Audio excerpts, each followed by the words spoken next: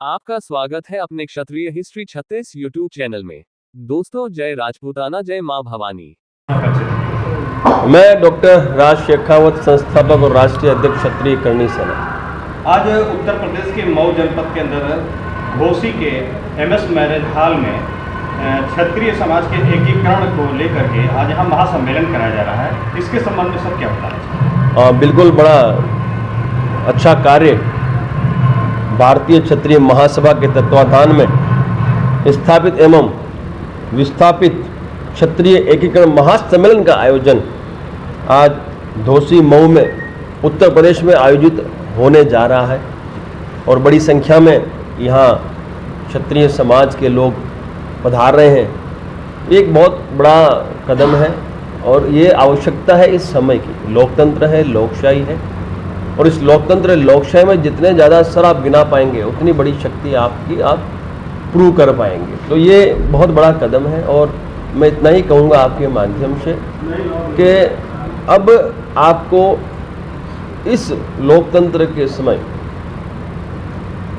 एकता दिखानी होगी। संघे शक्ति कलयुग का जो एक गीता में भगवान श्री कृष्ण ने वर्णन किया है उसे सार्थक करना होगा।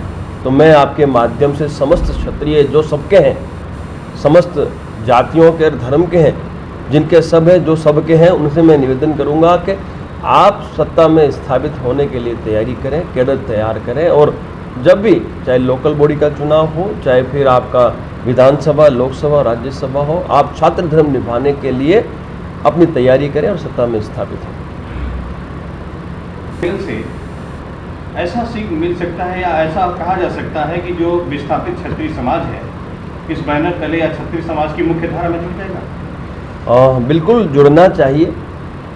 यदि कोई संगठन इतना बड़ा कदम उठा रहा है तो इस कदम को सार्थक करने का दायित्व तो हम सबका बनता है। आज मैं गुजरात से आया हूँ, हमारी महिला राष्ट्रीय अध्यक्ष जो है वो दिल्ली से आई हैं और यहाँ कई बड़े सामाजिक आगेवान यहाँ उपस्थित हुए हैं। तो ये सार्थक करना हम सबका दायित्व है और इतना ही कहना चाहूँगा कि यदि आप अब भी नहीं जागे तो फिर आप कभी भी अपने न्याय और अधिकार की बात नहीं कर पाएंगे, क्योंकि संख्या का ही पूरा ये खेल है।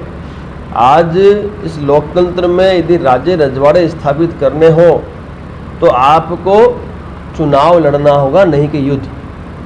कैडर तैयार करना होगा और अपने समाज के उस व्यक्ति को आपको उम्मीदवार के तौर पे स्थापित करना होगा जो व्यक्ति समाज के लिए समर्पित है, राष्ट्र के लिए समर्पित है।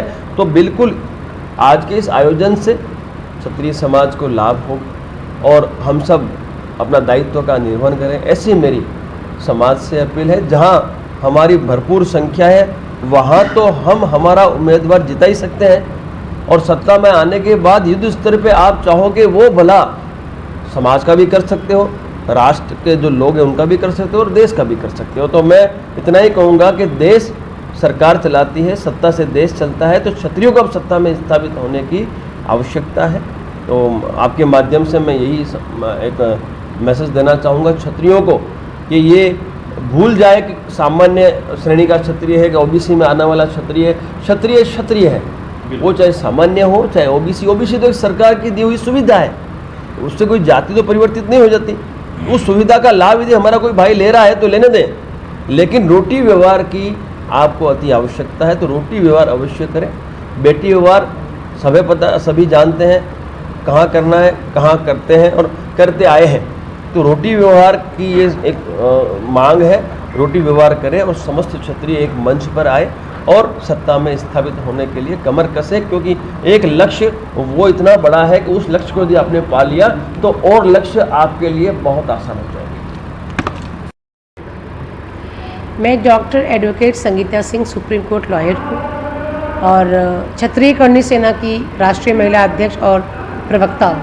आज मऊ जनपद के घोसी में इस एमएस मैरिज हॉल में जो विस्थापित एवं स्थापित क्षत्रिय समाज के एकीकरण का जो सम्मेलन रखा गया है उसके बारे में आप क्या बताना चाहेंगे? मैं अब मऊ क्षेत्र के और जो भी हमारे बड़े संरक्षक हैं और हमारे गार्जियंस हैं राजपूत समाज से, उनको मैं अपना आभार साधुवाद प्रकट करते हुए कहूँगी एक बहुत अच्छा इन्होंने एक ये संयोजन स्टार्ट किया है, क्योंकि जो स्थापित और विस्थापित हम लोग बिछड़े हुए हैं, इसीलिए हम लोग कमज़ोर हो गए हैं। तो अभी सर कटाने की नहीं, सर गिनाने की बारी है। तो सर जब भी गिनाया जा सकता है, क्योंकि ये राजतंत्र नहीं रहा, लोकतंत्र रहा। लोकतंत्र में जो राजे रजवाड़े होते हैं वो आपका सांसद, विधायक, सदस्य पंचायत प्रधान और ये यही सब होते हैं। तो अब इनको चुनने के लिए हमें क्या करना है, हमें सर गिनाना है। इनके लिए ही क्षत्रिय एकता सम्मेलन जो हो रहा है वो स्थापित और विस्थापित क्षत्रियों को एक करने के लिए एक अच्छी शुरुआत जौनपुर से की गई थी। और अभी फिर से यहाँ पे दादा आज्ञा प्रसाद सिंह और जय सिंह और संजीव जी जो है यहाँ पे, आई थिंक हाँ, शशिकांत जी, आज्ञा प्रसाद जी और जय सिंह जी, ये लोग समाज में एक करने के लिए हमेशा प्रयासरत रहते हैं। तो इनके ही द्वारा आयोजन किया गया एक कार्यक्रम।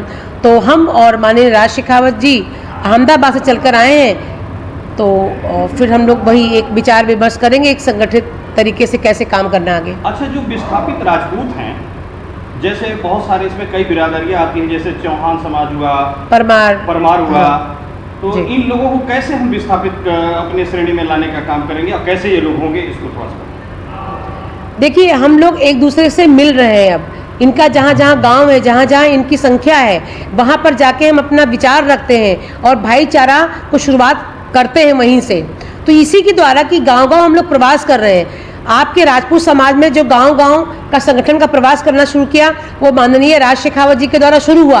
तो अब एक अच्छा हुआ कि उनके द्वारा शुरू हुआ, चलन हो गया है कि हम लोग गांव-गांव जाके अपने विस्थापित भाइयों से, विस्थापित परिवारों से कह रहे हैं कि हमसे रोटी का व्यवहार करो और बेटी का व्यवहार करना हो तो करो, नहीं करना तो आपकी मर्जी है। लेकिन अब तो परमार चौहान हम लोग तो रोटी और बेटी दोनों का ही व्यवहार कर रहे हैं। तो ऐसे ही हम लोग अब एक हो रहे हैं। जब रोटी और बेटी का व्यवहार होगा तो हम एक हो जाएंगे, क्योंकि चौहान और परमारों में तो हमारी बच्चियां भी जाती हैं, हमारी घर की लड़कियां शादी भी होती है। तो इससे एक प्रगाढ़ता आती है और हम लोग एक होंगे। एक होंगे तो जो क्षत्रिय समाज का एक उद्देश्य रहा है, छात्र धर्म निभाना, मतलब प्रजा की या समाज में हो रहे बहुत सारे प्रॉब्लम्स की निवारण करना। ये रोटी बेटी के संबंधों को देखते हुए लग रहा है कि जो विस्थापित क्षत्रिय समाज था वो स्थापित क्षत्रिय समाज के साथ एक हिस्सा है और जुड़ना चाहता है, हमेशा था और जुड़ना चाहता है। और जो मुगल काल में वो लोग अलग भी हो गए थे, जो रोटी का व्यवहार रखते हैं हमसे और बेटी का व्यवहार उनकी मर्जी रखे नहीं रखे, तो वो लोग हम सब लोग अब एक हो रहे हैं। और इसके लिए लगातार